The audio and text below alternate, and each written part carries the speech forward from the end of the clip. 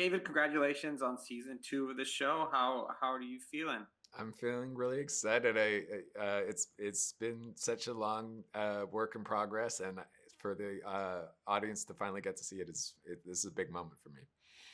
Yeah, it's such a thought-invoking series where you're watching these characters go through it and really start to question their potential, and it makes you start questioning your own potential and start reflecting. How is the process as a showrunner also for you personally to go through this experience? Well, I think that just adds this special element where the people that I work with get to have these conversations about what does it mean to be happy? What did you think your life would be if there was a machine that could tell you your potential? What do you hope it would say? What do you think it actually would say? This is a comedy series that has a lot of big funny moments in it, but it also has these big philosophical questions. So it just makes it a lot of fun to come to work.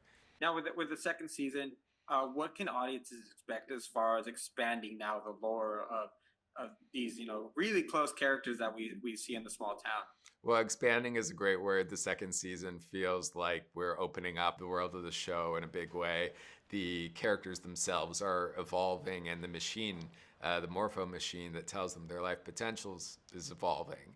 And so we get to see characters digging deeper and taking bigger risks, bigger swings, and that's just a great place to start for comedy and drama. What are some of the things that we should look forward to as far as some of the relationships? I really love, Dusty and Cass are together, are not together, are their dynamic I think is my favorite Yeah. because with somebody who's been together that long, sometimes you do start questioning things like that. And I mean, I don't feel like it's necessarily a bad thing, but I think I haven't seen all of season two yet. But I do think that it's a great exploration. Yeah, that's a big part of our second season is that our core couple who have been together since high school, they're engaging in this experiment. What would it be like if we took a break from each other, not because we don't love each other, but because we love each other so much that we want to give the other person that opportunity to explore their individuality, to find out if they could be more fulfilled if they did something on their own. And then hopefully, we'll come back together. But of course, there's a big risk in that because what happens if they grow in different directions? So we see Chris O'Dowd's character, Dusty, meeting a new love interest this season, and there is a love triangle that forms, which becomes a big part of our story push. Oh man, you see, I haven't got to that far either because sometimes when then I end up talking with folks like you, I want to talk about certain things that I see, in the finale or in the later episodes, and I know that that's not fair to anyone because the way I enjoyed it, I also want everyone else to enjoy it. One of the things I did want to talk about is how is it for a showrunner and for the creative team to deal sometimes with the story like that we see here in Big Door Prize, where you need multiple seasons, but really it's unknown if you're going to get that opportunity. How do you handle the story arcs?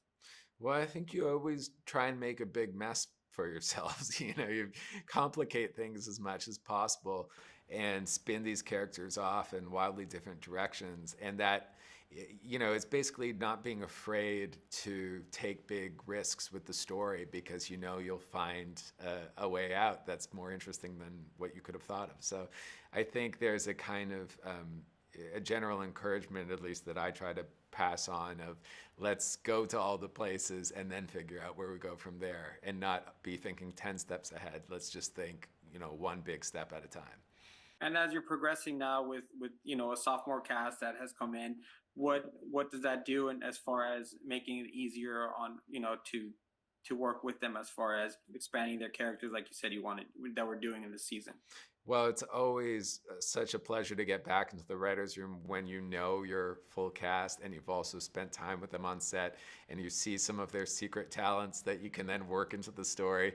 A lot of the times when you're writing the first season, you haven't even cast the show yet. So there's an idea of that character, but it's really when that incredible actor steps into the role that it comes to life. And so going back into the room with a whole season under our belt, it just made it that much richer writing for these characters.